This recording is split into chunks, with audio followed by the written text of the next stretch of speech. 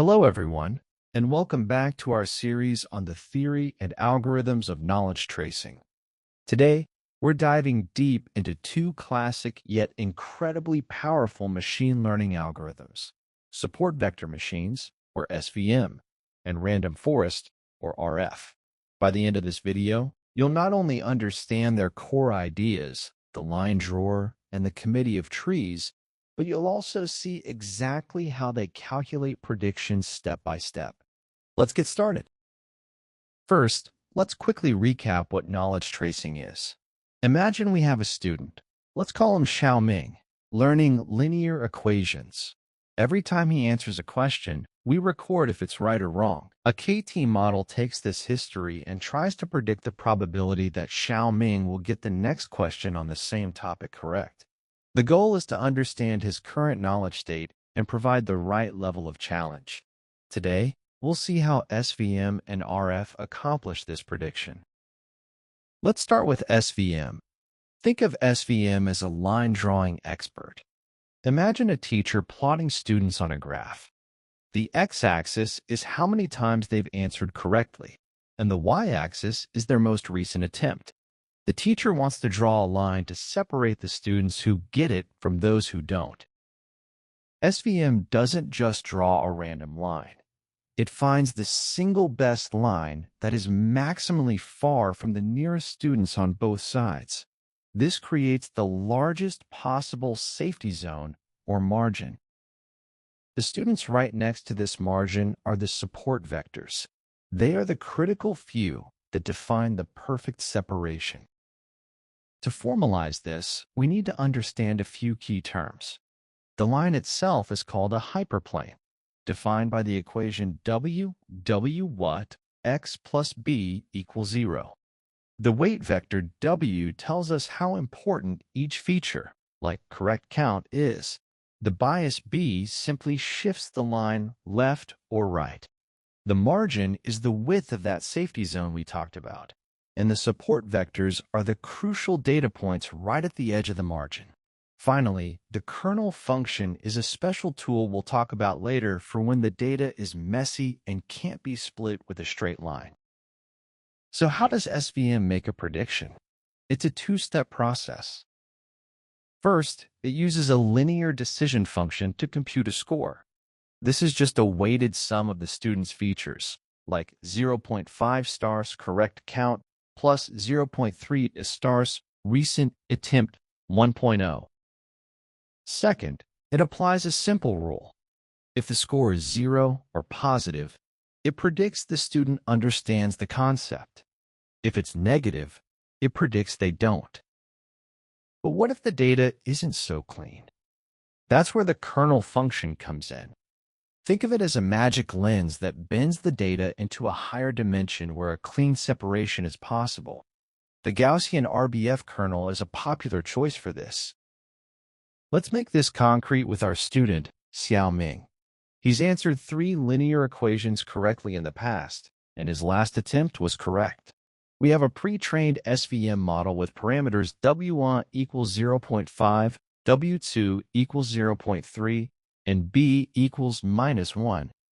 We plug Xiaoming's features into the decision function 0.5 times 3 plus 0.3 times 1 minus 1.0. That gives us 1.5 plus 0.3 to 1.0, which equals 0.8. Since 0.8 is greater than 0, SVM confidently predicts that Xiaoming understands the concept and will get the next question right. You might be wondering, how does the SVM learn the values for W and B in the first place?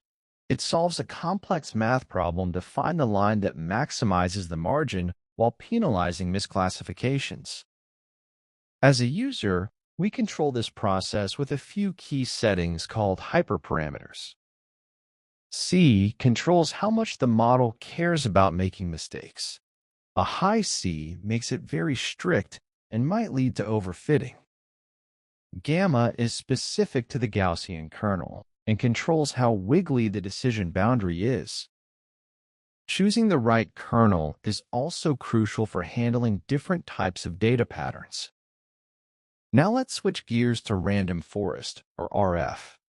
If SVM is a single expert, RF is a wise committee. Instead of one model making the call, we build an entire forest of hundreds of simple decision trees. The magic is in the randomness. Each tree is trained on a slightly different set of data, and when making decisions, each tree only looks at a random subset of features. To predict Xiaoming's outcome, we ask every tree in the forest for its opinion and take a majority vote. This democratic process makes the final prediction much more robust and reliable. Let's break down the RF jargon. Bootstrap sampling is how we create the unique training set for each tree. Random feature selection ensures that the trees aren't all looking at the same thing, promoting diversity. The whole idea is called ensemble learning, combining many weak learners to create a powerful one. The final decision is made through a voting mechanism. And a cool feature of RF is OOB error, which stands for out-of-bag error. It's a built-in way to check the model's accuracy without extra data. The process of building a random forest is elegantly simple and follows three main steps.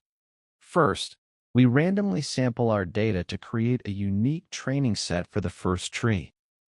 Second, as the tree grows and makes decisions, it only considers a random subset of features at each step. Third, we repeat this process many times to build our forest of diverse trees. When it's time to predict, we let the entire forest vote. Let's see the voting in action with Xiaoming again. This time, we have three features: his correct count, recent attempt, and if he answered quickly. We have a tiny forest of just 5 trees. Tree 1 says understand with 92% confidence. Tree 2 also says understand. Tree 3 says don't. Tree 4 says understand. Tree 5 says don't.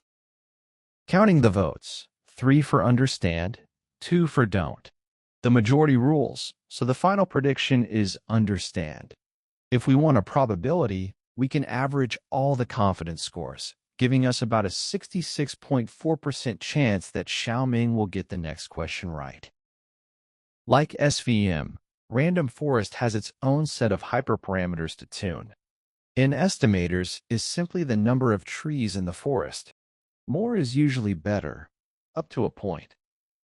Max depth controls how complex each individual tree can be. A very deep tree might memorize the training data instead of learning from it. Max features determines how many features each tree can look at when making a split, which is key to maintaining diversity in the committee.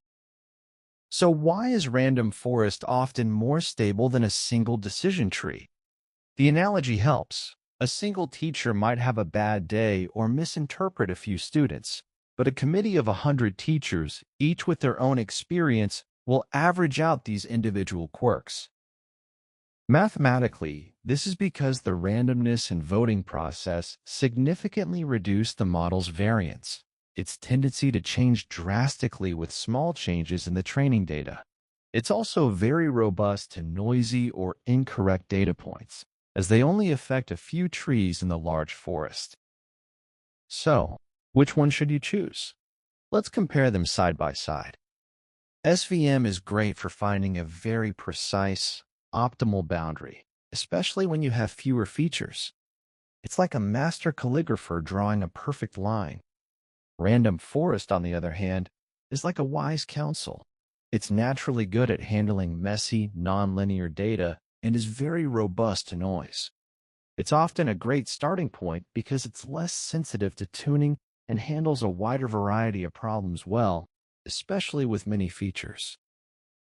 To wrap up, remember this: SVM is the line-drawing expert that excels at finding a clean separation. Random forest is the wise committee that uses the wisdom of the crowd for robust predictions. Both are fundamental algorithms in machine learning and have their place in educational data mining. I hope this step-by-step guide has demystified how they work. Thank you for watching, and I'll see you in the next video.